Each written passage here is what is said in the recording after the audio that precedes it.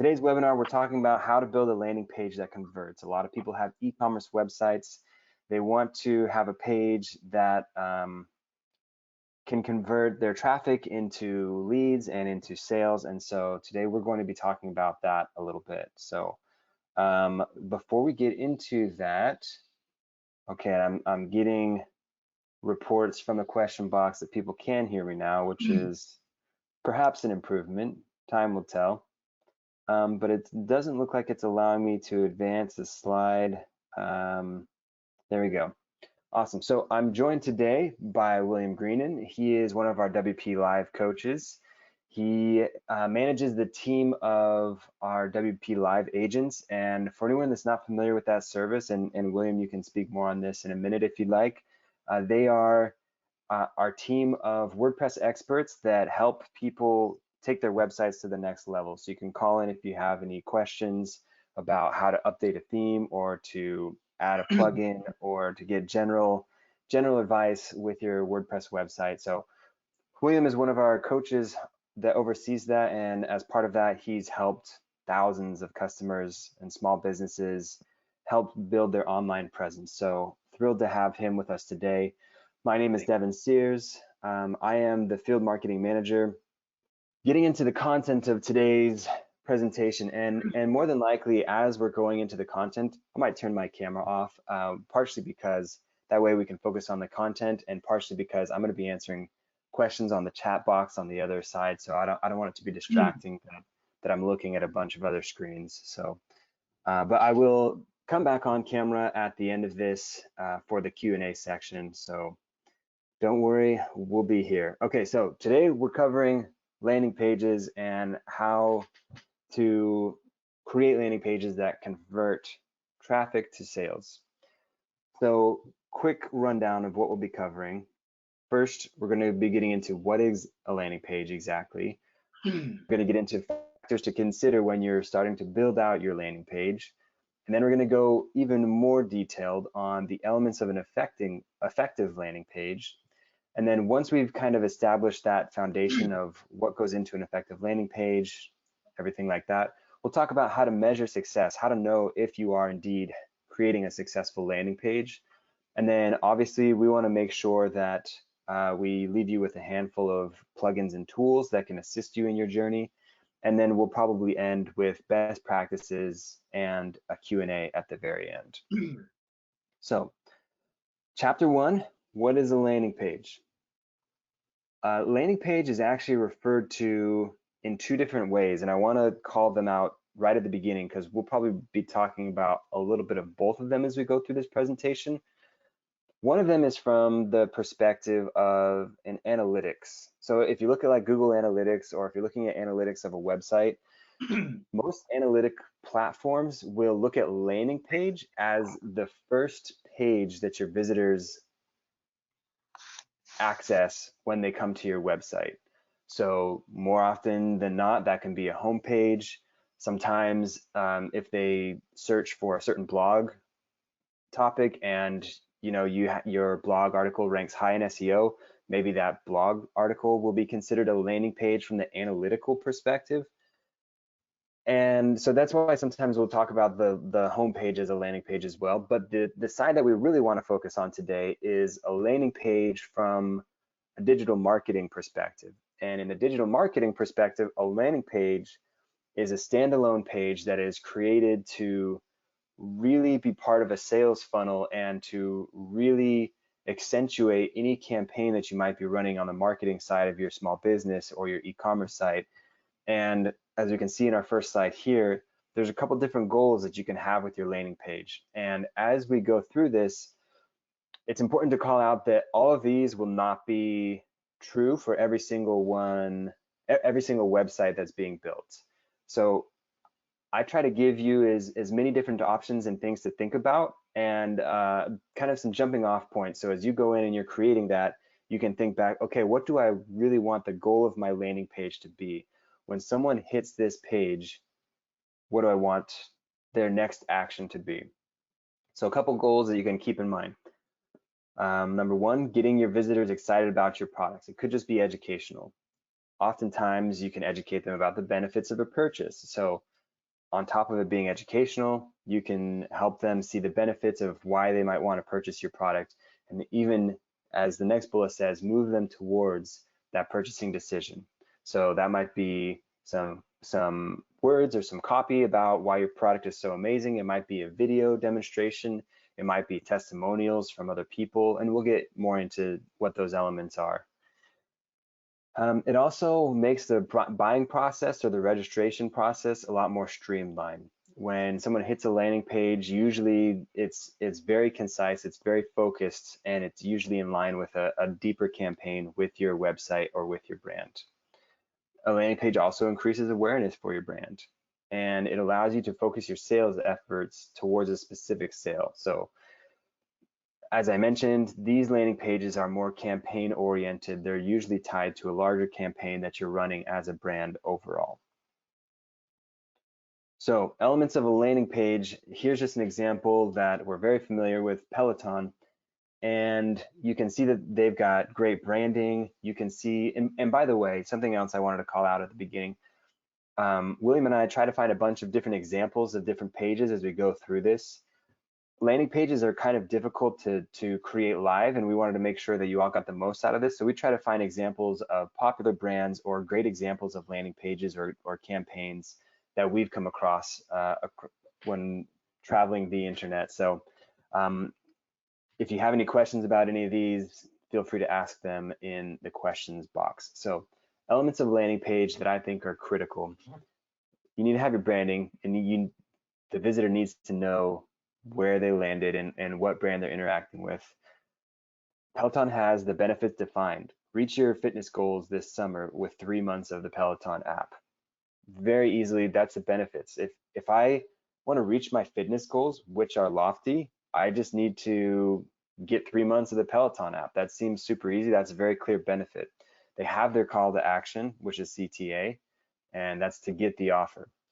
They also have navigation links, and navigation links are kind of go back and forth. A lot of, I think, the best campaign landing pages don't have navigation links because they get rid of everything that might be distracting from the one goal, which is usually to move someone further along in the sales process. This is actually, I believe, the homepage or one of the home pages for Peloton. So I think that's why the landing pages or the navigation links are here. We also have compelling imagery, and we can see we've got this individual here that's out working out in a beautiful park. They've got their iPad or tablet out, and they're making use of the product right there. Also, something that I think is important is having contact information.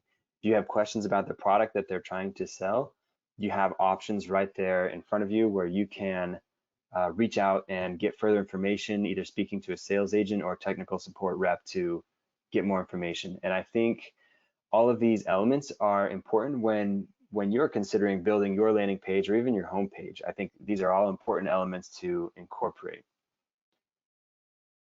Okay, so next slide. Whoops, went too far. Let's see if I can back up. Okay, elements of landing page. These we've talked about briefly already, but I think it's important that you highlight specific sales or marketing goal. On the Peloton example we saw, they were clearly selling, excuse me, the subscription to their app. They're saying you could get the 3 months of the app for $12.99. So that's a very specific sales and marketing goal. Focused information. Again, there's really only one offer that they're pushing at that point. Also, campaign landing pages have a similar look and feel or a similar look and branding as the homepage of your website. So if someone comes across your landing page that's tied to a campaign, if they navigate from there to your homepage, it looks and feels very similar. And that's a small detail, but I think it's important.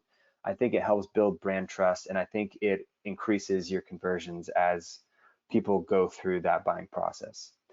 Also, it gives tracking clarity. Whenever you have a landing page, you can look at the metrics and the tracking, and we'll get into that later on in this presentation. But it helps give you tracking clarity of how well your campaigns are doing and even which products are selling best and which attempts to sell the products work best. It also makes the buying process easier for the customer. If you have a landing page, usually you can click to start the buying process or to add to cart or get the offer, and immediately you're taken into the buying process. You don't have to navigate anywhere else. It's from that one page to the shopping cart. And also it can increase the SEO of your website by people coming and staying on your page for longer, and when people search and they click on your links, that boosts your SEO. So I think those are all critical pieces of a successful landing page, and I think we'll talk a little bit more about all of these more in depth as we go on. So going to chapter 2, I'm going to turn the time over to William. So William, take it away. Like I mentioned before, I'm going to turn my webcam off so I can start answering some questions, but I'll be back in a little bit. Absolutely. Good morning, good afternoon, wherever you are. We're just going to jump into kind of what Devin was talking about, is a lot of the factors to consider. I see some questions coming through on like what those are a little bit.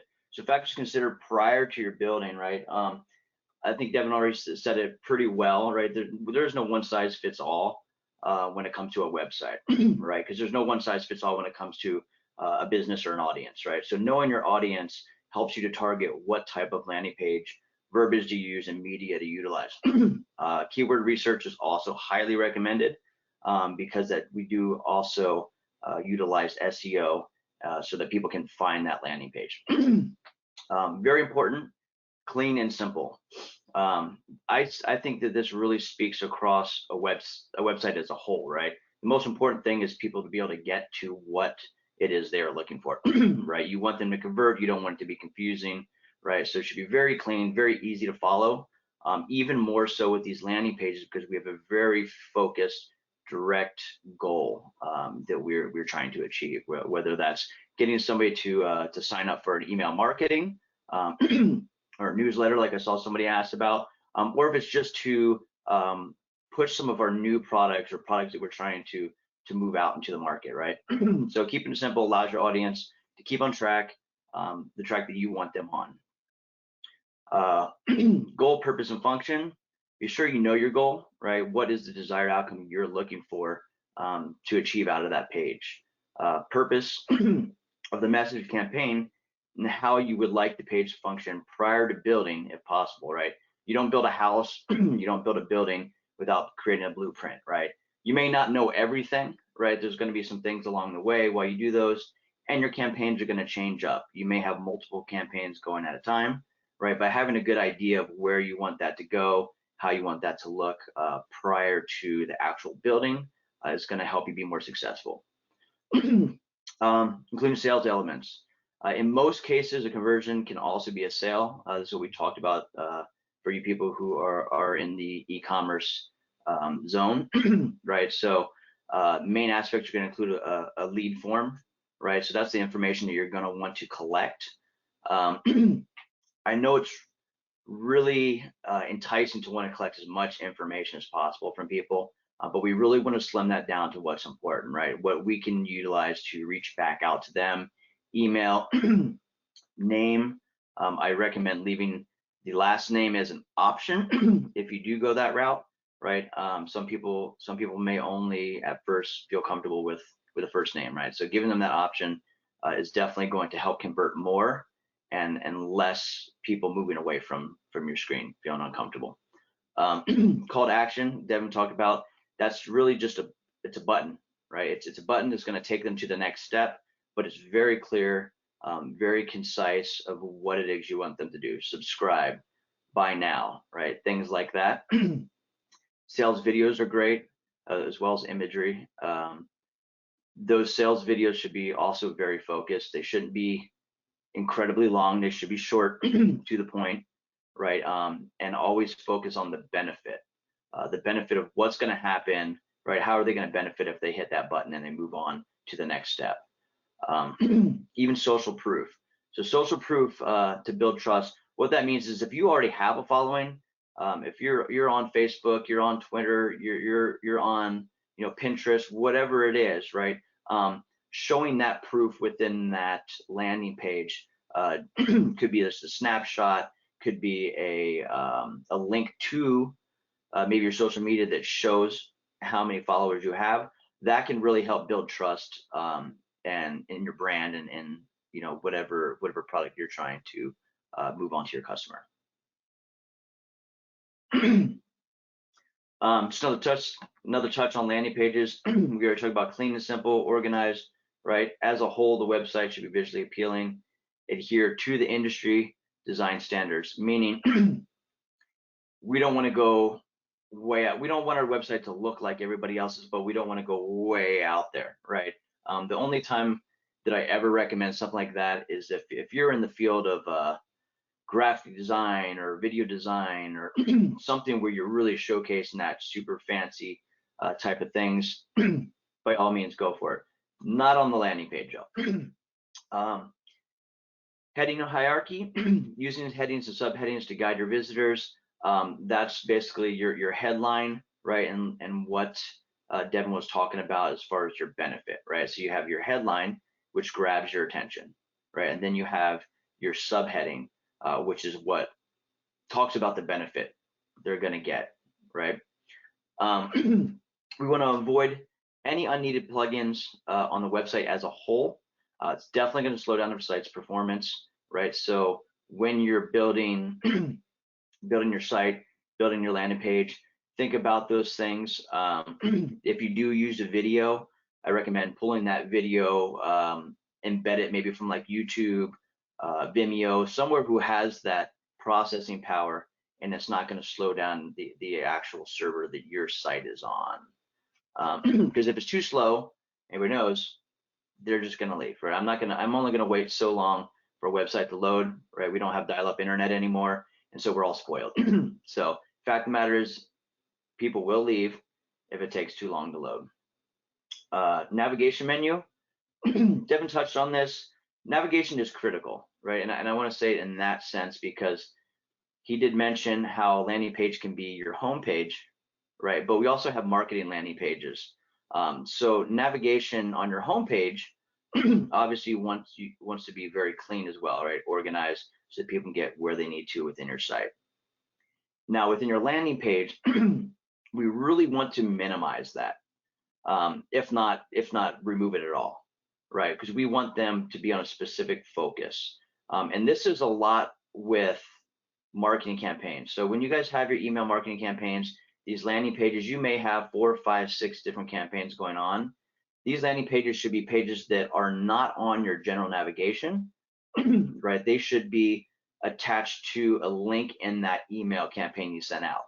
Therefore, only those people are directed to that site, and they can still go to your regular website, right? But once they go to that campaign, we can funnel them directly to where we want to convert them. Compelling written context, avoid having too much context or text, right? So like the heading, the subheading, maybe a small explanation. That's why we use the imagery, right? So we don't want too much. We want to keep them focused on exactly what we want. High quality images. If you see here, there is a couple royalty-free stock sites that we utilize in WP Live. I utilize when building websites all the time. I rarely go outside of the free images unless they're images that I took, or there's just something that's very specific to your business that, hey, it's worth dropping some money and getting this image to use, right? Which is free for now for you to use wherever you want. Strong call to action. Obviously, like we said, this is basically just your funnel, right? Offering something enticing, incentives to your visitors to proceed to the next page, right? That could be sign up for this newsletter, get a free ebook. It could be purchase now, get buy one get one free on these products, right? Very specific. We don't need to go into depth with it, right? But we want to use the rest of the elements of our homepage to get them down that path, right? So very clear, very concise. So here's some examples of bad landing pages. Hopefully I don't have to call out too much. The one on the left, we see it's very, very cluttered, right? This reminds me of like one of the old like want to say newspaper ads, but I think you're talking about. They come in with your newspaper. This is really hard to follow. We're not gonna convert anybody here, very rarely, because there's just too much. It's too much. It's overwhelming. I wouldn't probably proceed past the first page myself. The one on the right, yeah, there's some articles in there. It's not very enticing to me, right? There's really no clear mission here. It's really just a page of a website. If it was just a blog, a very, very simple news blog or something, this may be okay. Definitely not for a landing page. So here's examples of a couple good landing pages. You can see here at the top there, you see where it says attention grabbing headline. You can see how they have clear, straight to the point headlines there, as well as their benefit below, right? So that's your hierarchy. There's your subheadings that are very clear. Get the best advice and the best price, right? Straight to the point. You can see your call to actions there. The one on the left does have a couple different call to actions. I'm not sure if those all go to the same place. I'm assuming most likely that they do.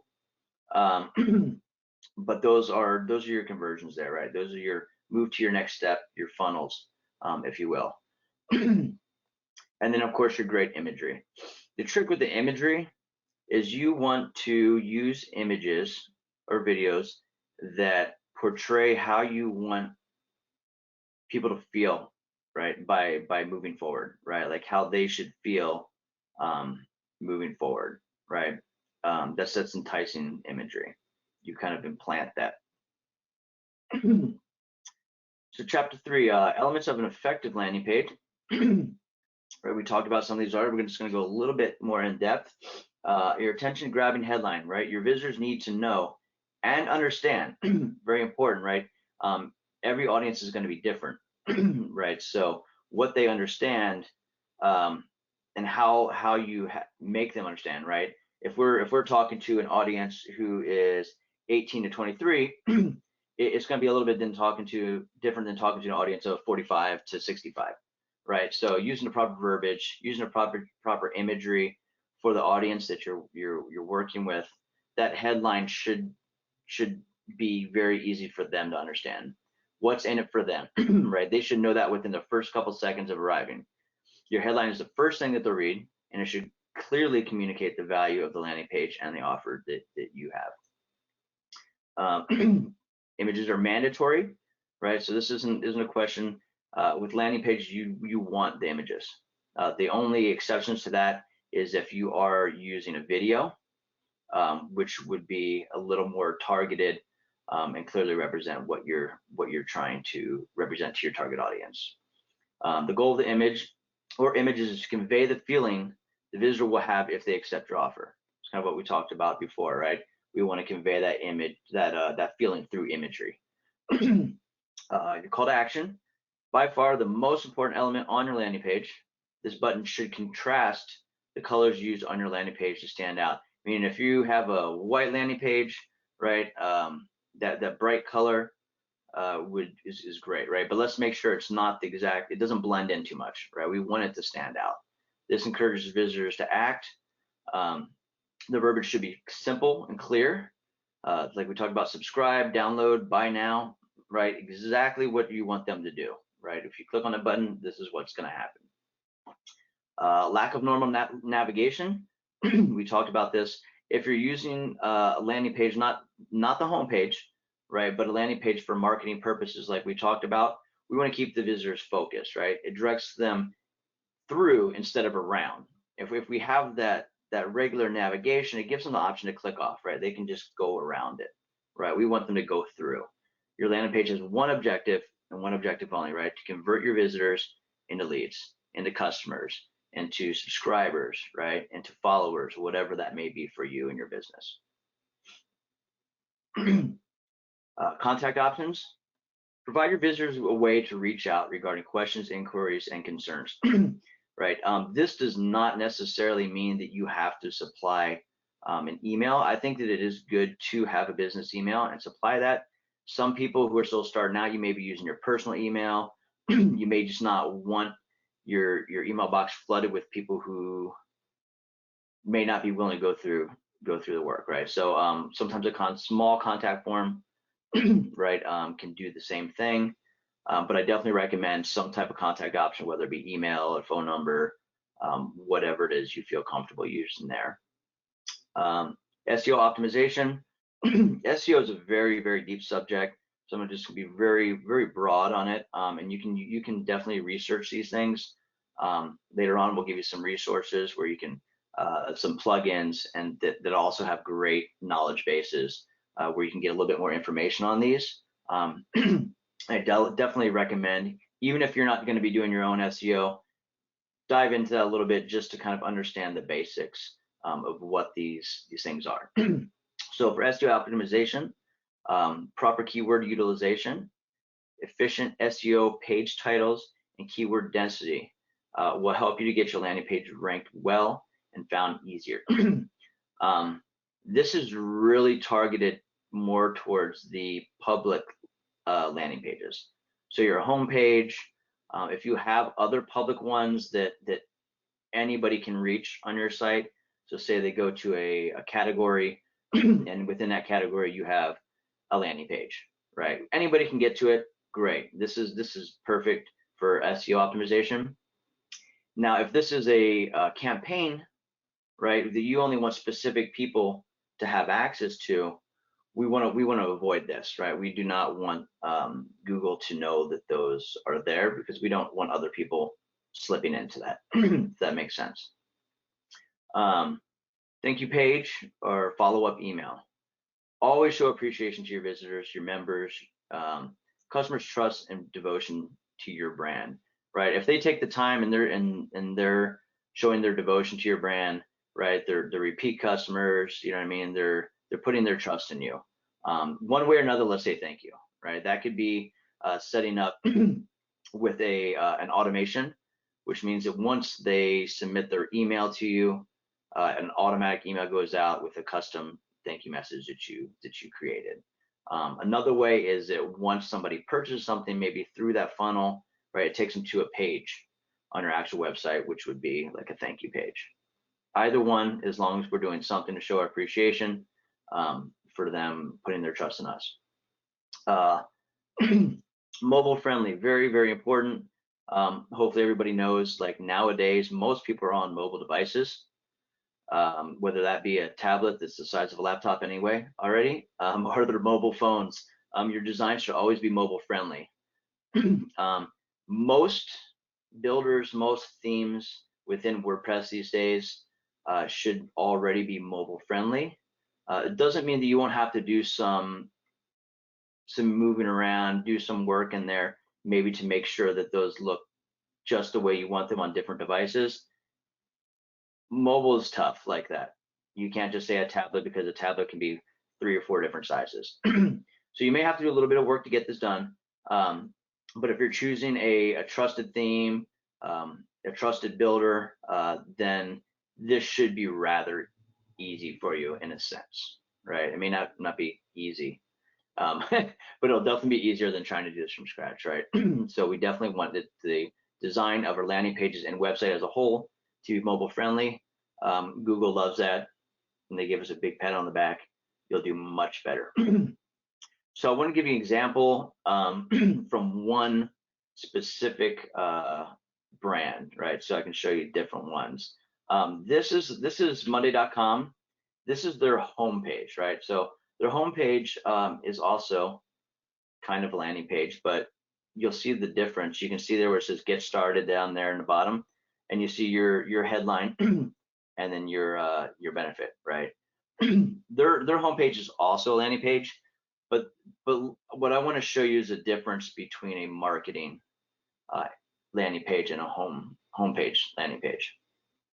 This is also Monday.com, but this is a very specific link. So this is like something that you would send out through one of your marketing campaigns or something like that, right? So you can see at the top there, no navigation, right? We only have one way to go here, right? Get started, because that's what we want them to do. We want them to get started.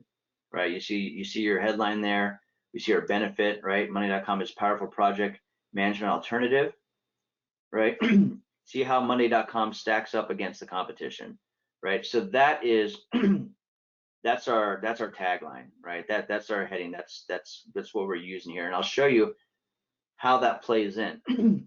This is a little bit different because this one you can find online, but it's still an ad, right? So instead of going the route of an email marketing, they paid for an ad. So you can see here right at the top, it says Monday.com versus the competition, right? That's their, like we said, that's their tagline, right? That's their benefits to show you how well we do.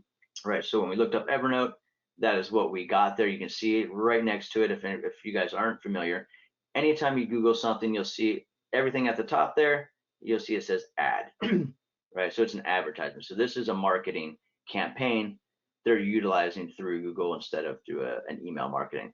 But the same things apply, right? And you'll see that, right? You'll see how the same things apply here. No navigation, very targeted. They have one goal, and they're enticing you to do one thing, right? Get started. All right. So how to measure success? I'm going to go ahead and hand this back over to Devin, and let's see how we can measure success of our landing pages. I'm back, friends. Okay. I tried to answer as many questions as possible. There are going to be some that we're going to have William answer at the end. But until then, let's get into how to measure success. So we talked a little bit about how to set it up, what goes into an effective landing page, and let's talk about how we know if we're doing well or not. Obviously, looking at a bunch of different data points is going to give you an idea on how well your landing page is doing. So here we have just a list of different data points that you can look at. And I am not an analytical master, but I've done this enough that I have some pretty good ideas about this. And I think every website is going to have to pick the different data points that make the most sense for their specific website. So just like before, I'm going to go over a handful of these. We're actually going to talk about what you can do to improve some of these metrics that you're seeing here. And yeah, we'll go through those. And I think for everyone that's listening, I think try to take it as a holistic picture and say, okay, what data points make the most sense with my small business and my goals for the website. So just reading through these, we'll talk a little bit about the tools on how you can identify these data points and where you can go to actually see these data points. But measuring success, looking at conversion rate, obviously that's a huge one specifically for this webinar. How do you, out of all of your traffic that comes to your landing page, how many of those actually convert to a sale? Or conversion rate is mostly about sales. Sometimes with Google Analytics, you can actually get very specific and say, as long as they perform whatever defined action, that counts as a conversion. Whether that's like subscribe to a newsletter, sometimes you can do some behind the scenes actions to make sure that Google recognizes that as a conversion. But for today's conversation, we're mostly going to be talking about conversion is traffic turning into dollars and cents into a new customer. Another big one that people are always curious about is page views. How do I get more people to my website? I saw a question about that in the question box, and it's a very valid question. That's what everyone on the internet is trying to improve, right? Getting more views on the page. How do I get more traffic? And I would add, how do I get more relevant traffic to my website? Because the goal is not necessarily just to get as many views as possible. The goal is to get views of the right people so that they help improve your conversion rate. Another great way to measure success is looking at or maybe not a way to measure success, but a very important data point is your traffic source. You can go in and you can take a look and see who is sending you traffic, whether that's from social media, whether it's a specific campaign, maybe it's from an email newsletter that you sent out, maybe it's from PPC, which is a pay-per-click campaign, which is William showed us in the previous demonstration where it said ad right next to that link. That's a pay-per-click campaign. Bounce rate is another important data set to look at to see how often people are leaving your website after viewing just that site. Session duration, I think, can be good for fleshing out the picture, but I don't think it's the most important data point to look at. Session duration is how long customers, or how long viewers, I suppose, are staying on your website. Submission rate, I think that has more to do with forms or email or newsletters or things like that. Same with contacts. I think if you're using your landing page as a lead generation page instead of a sales page, then I think contacts is a great way to measure success. And form abandonment, when you're looking at this, how many people go into your form and then leave the form before completing it? I think those are great ways to look at your KPIs, which stands for key performance indicators. So I think submission rate, contacts, and form abandonment are great ways to look at KPIs, and the others are great ways to look at data points for your website. So I can tell we're already running a little bit low on time, so I'm going to try to go through these fairly quickly, but like I mentioned before, we will be sending out this recording, and I believe that this presentation will be included in there in a PDF or doc format. So if you want to improve your conversion rate, what can you do? Here's a couple tips. None of these are a silver bullet. None of these are going to work every time. It's important that you're constantly trying to improve and do testing on your website. But a couple tips that we put our minds together and thought of: you can come up with a better or different offer. If you have a landing page that says buy one, get one free, maybe that's the offer that you need. If you have a landing page that says, hey, 2% off for first-time buyers, maybe that's not enough of an incentive for someone to actually go through that process and click on your button to add to cart or to move forward. Maybe you need different website copy. I think something that sometimes can affect your conversion rate is if someone lands on your website and their expectations are not met. So maybe they need to understand more about what the product is. Maybe they need to understand more about the benefits. Maybe they just need more information about the size or where it's shipping from or something like that. But I think you can improve your conversion rate by having different website copy sometimes. Sometimes the copy is not your sticking point, but that is something to keep in mind. I think something else you can do to add to your landing page is incorporate testimonials or a money back guarantee. I think that using testimonials, and I think we have a little bit more about this later, is a social validator. So you can see that other people have used the product and they're happy with it as well. That reassures people that they can have the same confidence when they're buying your product. Money back guarantee, I know that for me personally, always makes me feel a little bit better when I go into the buying process saying, if I'm not happy, I know I can back out of this. Last chance pop-ups.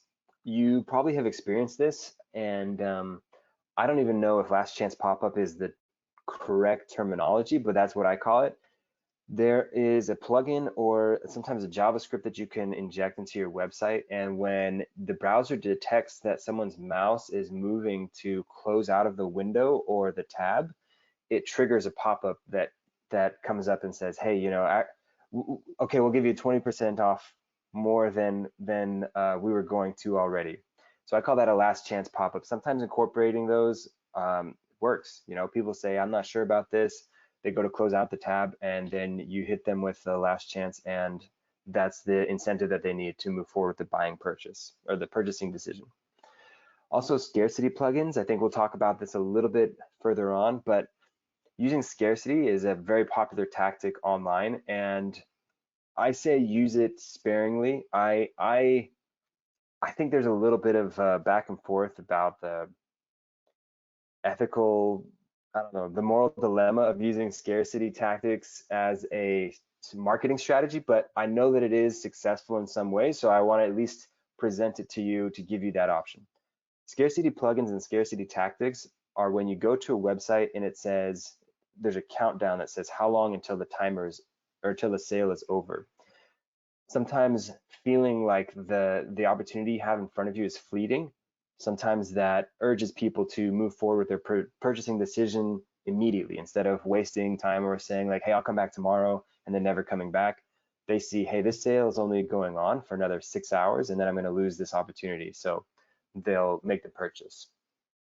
Another way you can use the scarcity tactic is to say, there's only 2 more items left. I'm sure some of you have seen this on Amazon. I'm sure some of you have seen this on other sites. You go to the website, you say, I'm thinking about adding this to cart. There's only 2 more items left. I want one of those 2, so I'm going to add the cart and move forward with my purchasing decision. I'm going to tell you all a secret. Maybe it's not a secret. Maybe everyone already knows this.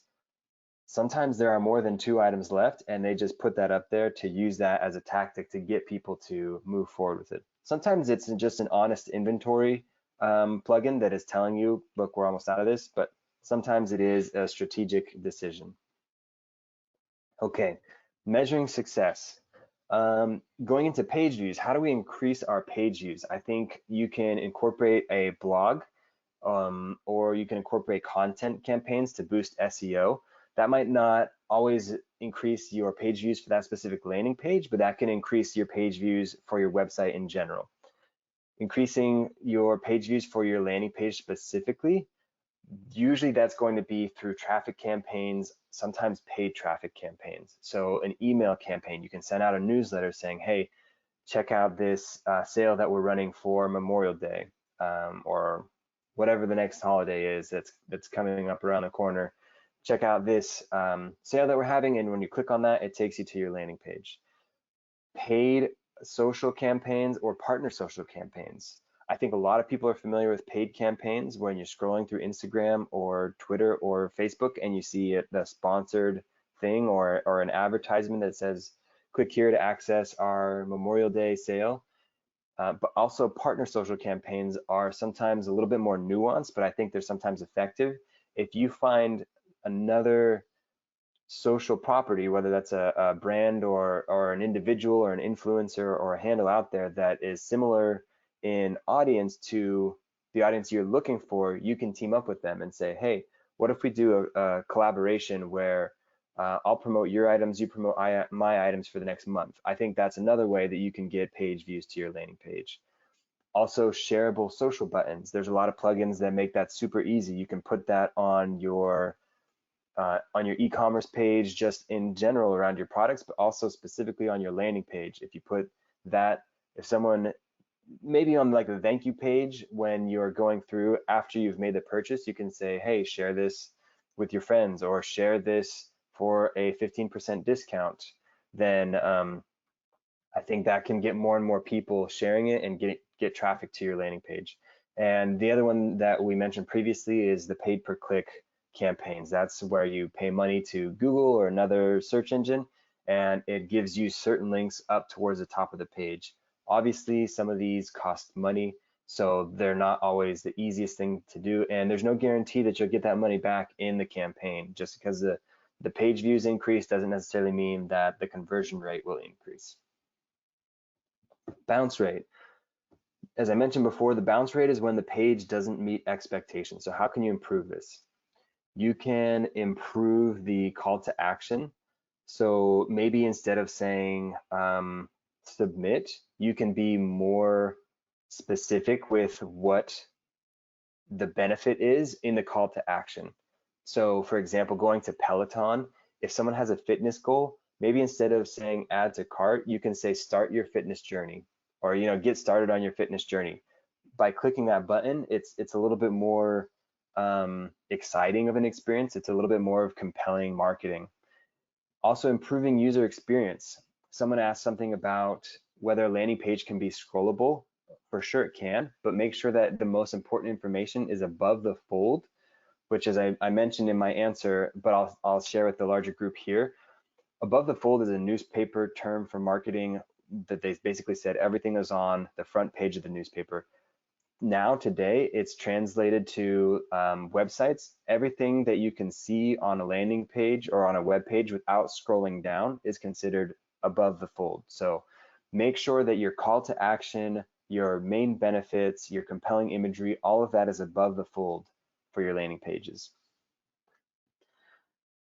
Going through session duration, I was surprised in my research on this one that some people said it decreased social campaigns.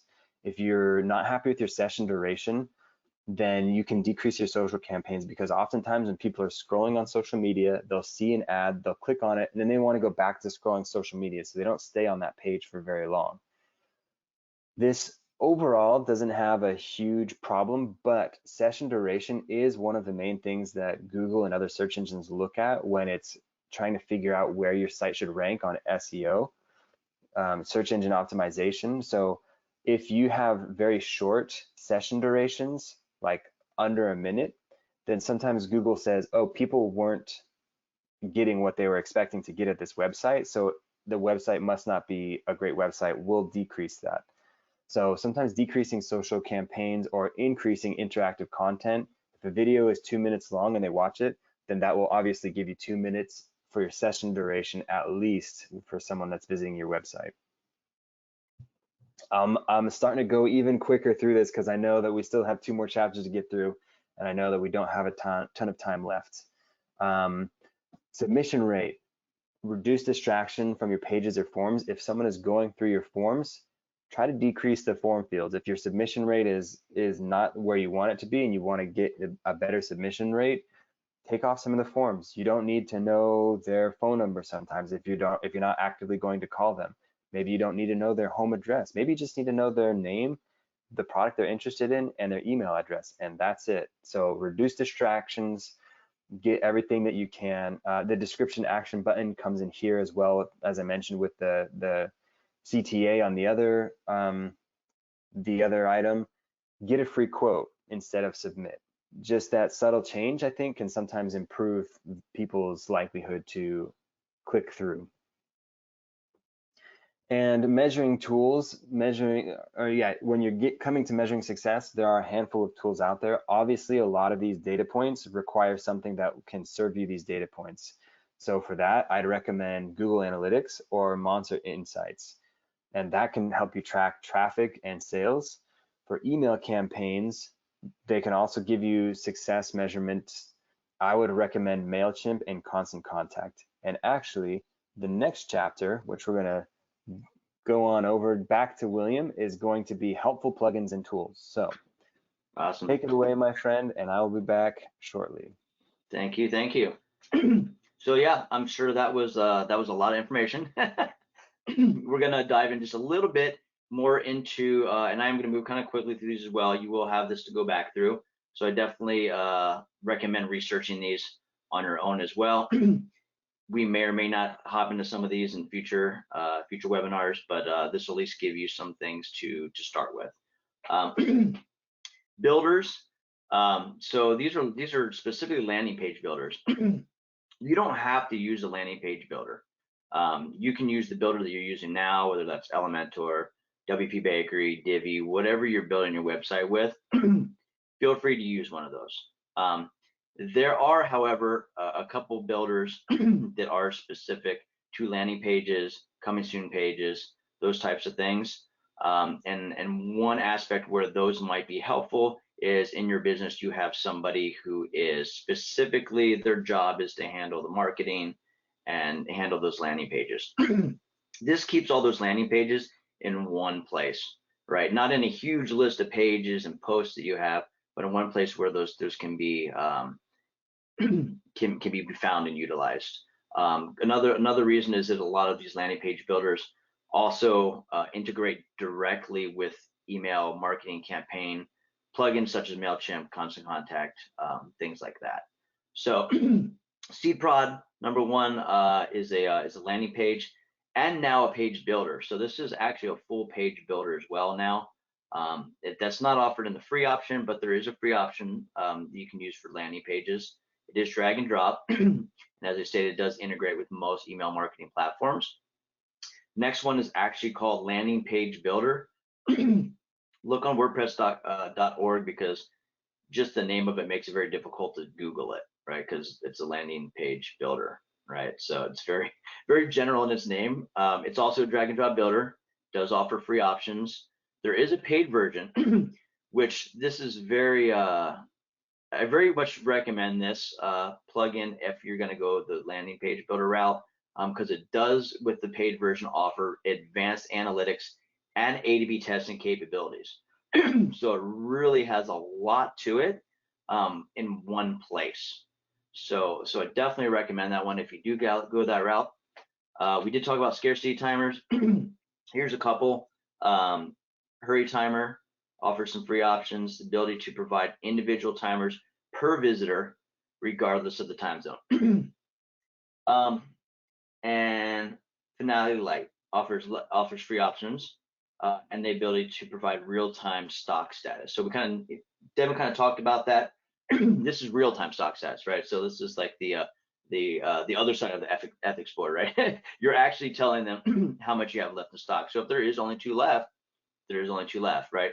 I think that both of these are great tactics, but there is no one-size-fits-all for a business or a campaign, right? So these can be both very, very effective in providing that urgency to purchase, right? But like he had stated, right, it may not always be the right answer for every campaign, right? Other helpful tools is a CRM. So a CRM is a customer relationship management tool. And so I don't know if any of you have ever heard of them, but HubSpot is one, Zendesk. You may have heard of like Salesforce, right? Some of these are made for very large companies, some for small businesses, and some for kind of any size business. So the 2 that we picked out, HubSpot, super easy to use, and it also has a browser extension option. So if you set up a HubSpot account, right, you can actually use it within your browser. So when you're working, specifically, those contacts can be pulled to your HubSpot, right? So it's basically a place where you can keep your contacts, you can manage your customers, what they've purchased. I mean, just it can get very expansive. So expansive, not expensive, although that's possible too.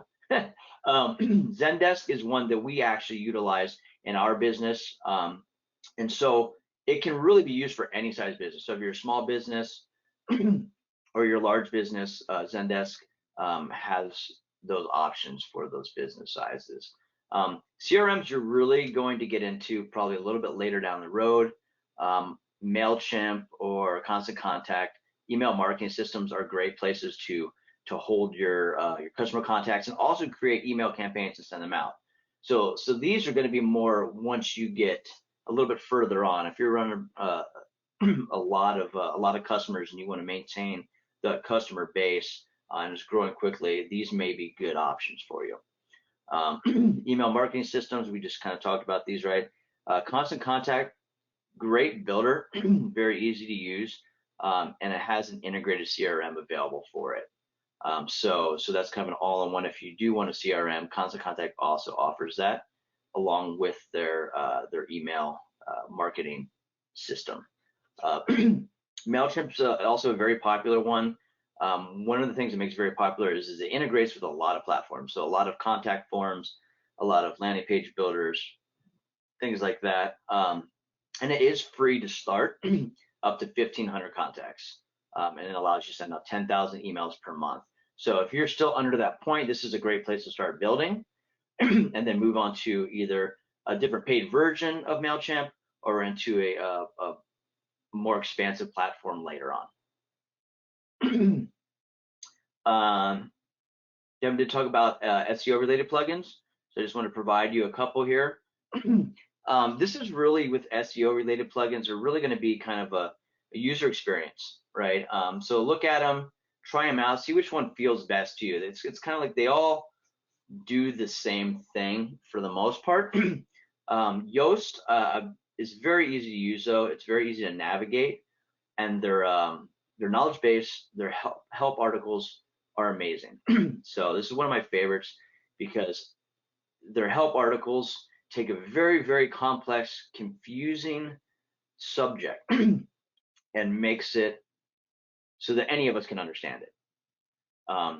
And you can relate back to those anytime right from their UI. So if you're looking and creating a keyword for your site, there'll be a link in there you can click on, and it'll say bring up an article. Hey, what is a keyword? And it'll explain it to you, right? So you're like, oh, okay, now I know how to fill out this area, right? So that's a great one.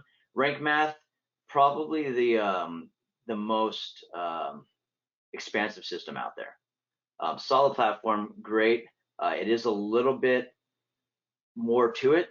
So if you have a little bit of experience with SEO, may be a great option for you.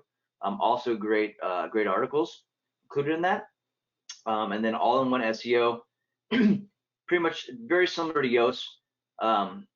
Some people, like I said, this is kind of like a feeling thing, right? So check them all out, see which one feels and is easiest for you to navigate and use, and go with it, because you're going to do the same thing for the most part in all those plugins. As far as e-commerce add-ons and resources, there's a lot of them out there. So Google is great for finding what you're looking for. Woocommerce, whatever you're looking for, plugin, right? But the best plugins that I utilize and I recommend day to day come directly from woocommerce.com. They're always updated, solid plugins. I never have to worry about the developer dropping the ball.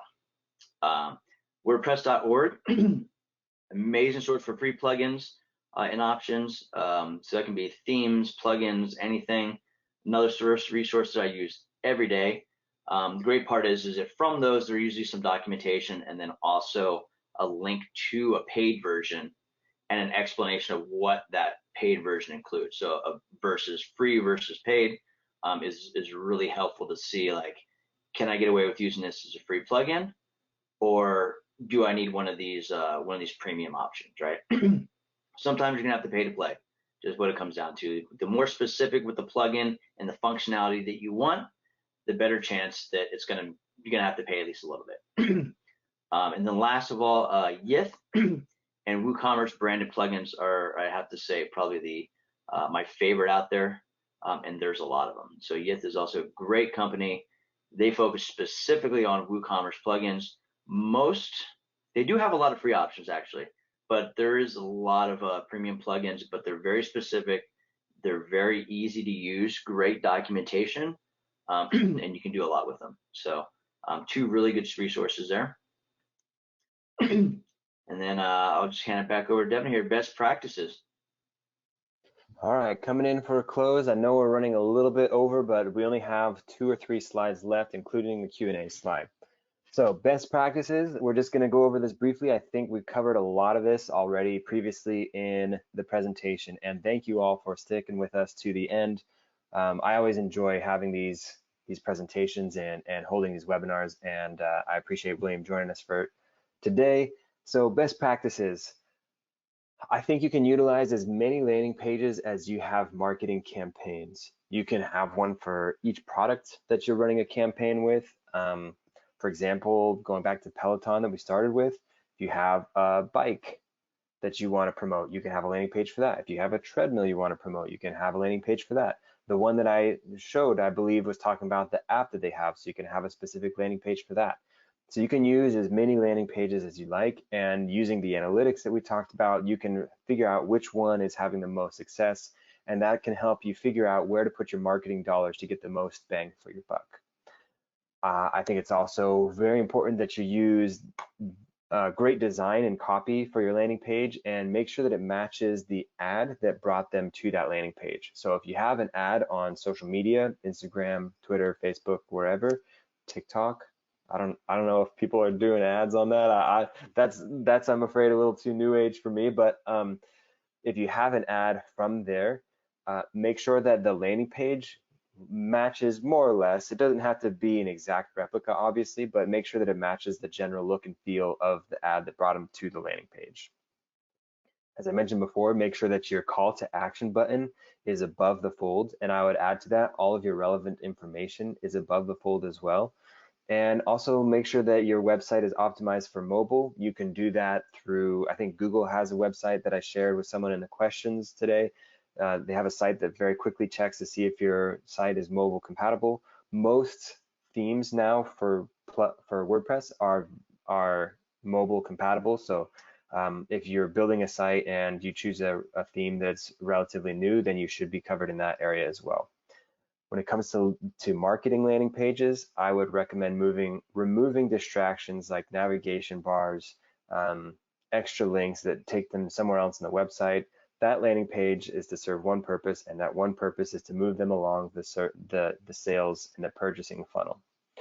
I would also recommend utilizing A/B testing, which is split testing sometimes, which is where you'll send 50% of your traffic to one variation of your website and 50% of your traffic to a second variation of your website. And you can look over time after you have enough traffic, which one of those variations performs better. And that's called A/B testing. So you can use Optimizely, Hotjar, or Google Optimize to help you do that. And I would recommend doing that so that you can find which variation of your landing page and your ads works best. Also monitor your website's load speed, optimize when possible. William talked a little bit about plugin bloat, making sure that you don't have too many plugins that are going to be bogging down your website and slowing you down. Overall, I think it's great to have a website that is loading relatively quickly.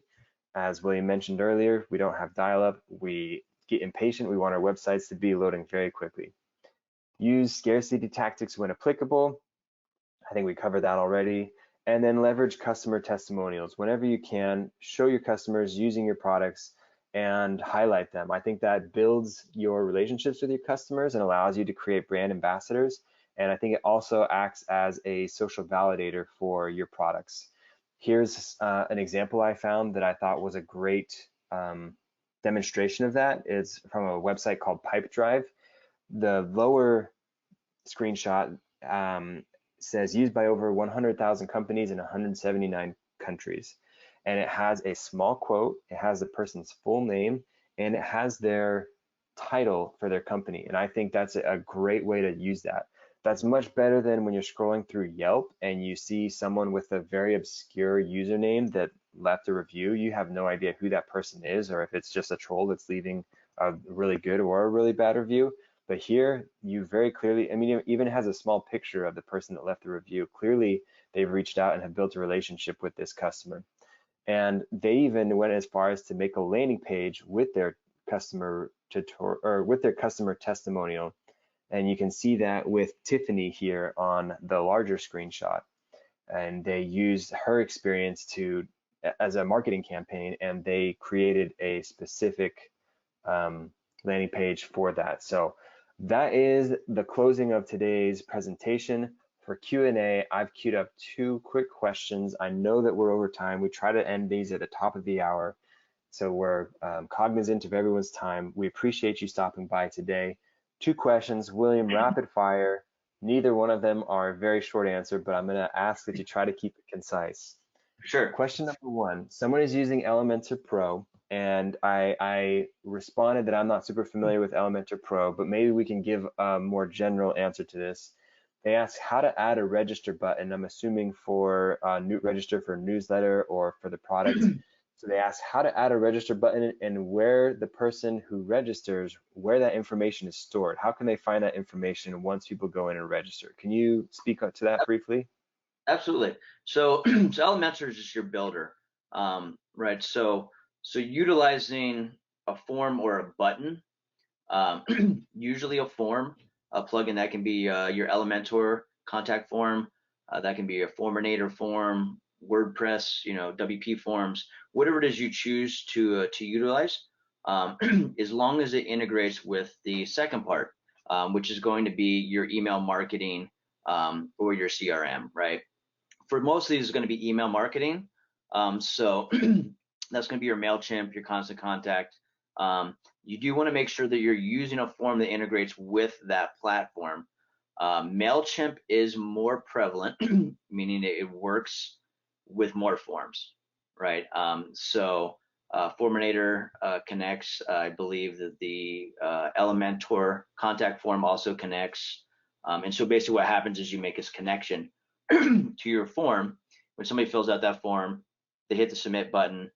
As long as there isn't a secondary email confirmation, that information will go directly to your Mailchimp platform, your Constant Contact, and that's where your contacts will be stored, as well as that's where you will also compose your email campaigns, and then you can utilize those contact lists, as many as you have, right, for different campaigns to send those out.